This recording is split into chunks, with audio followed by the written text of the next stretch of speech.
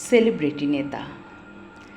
আপনাদের কিছু সেলিব্রিটি নেতা আছেন যাদেরকে নিয়ে যখন আমাদের মতো কিছু সাধারণ মানুষ আমরা সমালোচনা করি, তখন আপনাদের অনেকেই ফোঁস করে ওঠেন।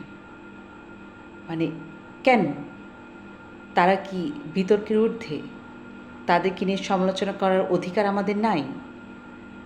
এবং বিশেষ করে যারা দায়িত্বপ্রাপ্ত, যারা অলরেডি দলের দায়িত্ব পেয়েছে, তাদেরকে নিয়ে সমালোচনা করলে আপনাদের অনেকেরই দেখি গাত্রদাহ হয়ে যায়।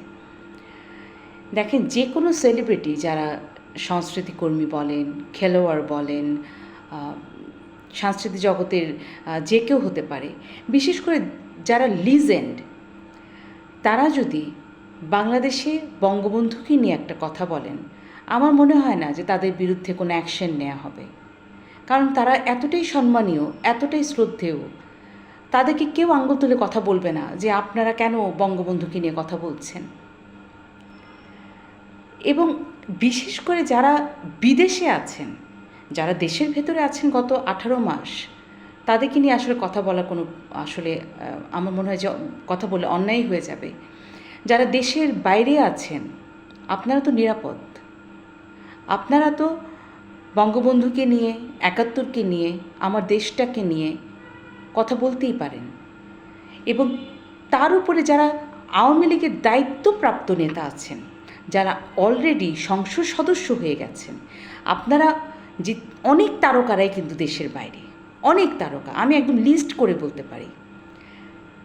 17 মার্চ যায়, 7 মার্চ যায়, বাংলাদেশে যে কোনো দিবস যায়, বিশেষ করে যেখানে বঙ্গবন্ধুও জড়িত, সেখানে বঙ্গবন্ধুর প্রতি শ্রদ্ধা জানাতে আপনাদের এত কৃপণতা কী জন্যে?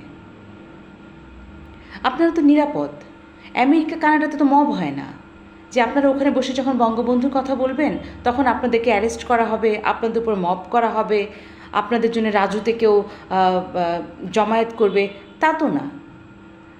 তাহলে আপনারা কেন এই যে নতুন নতুন বয়ান দেন যে আওয়ামী লীগ যখন রাজনীতিতে ফিরবে দেন আপনারা সক্রিয় হবেন? আপনারা যে দায়িত্বে আছেন, সেই দায়িত্ব থেকে কি এই কথাগুলো আপনাদের সাথে যায়? তাহলে বিড়ালের গলায় ঘণ্টাটা বাজাবে কে? মানে আপনারা তাহলে আমি যতটুকু বুঝে নিছি, আপনারা বলতে চাচ্ছেন যে যারা দেশের যেই তৃণমূলের উপরে আওয়ামী লীগ দাঁড়িয়ে আছে, তারা কষ্ট করে মাঠে ঘাটে খেয়ে না খেয়ে, বাবা মা ভাই বোন সংসার ধর্ম ঘর বাড়ি সব হারিয়ে নিজেদের জীবন বাজি রেখে আওয়ামী লীগকে নিয়ে আসবে এবং আওয়ামী লীগকে রাজনীতি যখন থেকে করা শুরু করবে, তখন আপনারা সেই তারকা নেতারা আপনারা এসে আপনারা সক্রিয় হবেন, রাইট? এটাই কি আপনাদের স্ট্যাটাস? এটাই আপনারা বোঝাতে চাচ্ছেন যে এটাই আওয়ামী লীগের মূল মন্ত্র? এই ডিরেকশনগুলো আপনাদেরকে কে দেয়? আপনাদেরকে কে শিখিয়ে দেয়? এবং আমাকে অনেকে বলেছে যে দলের নীতি নির্ধারকের সাথে সেই তারকাদের অনেক যোগাযোগ আছে।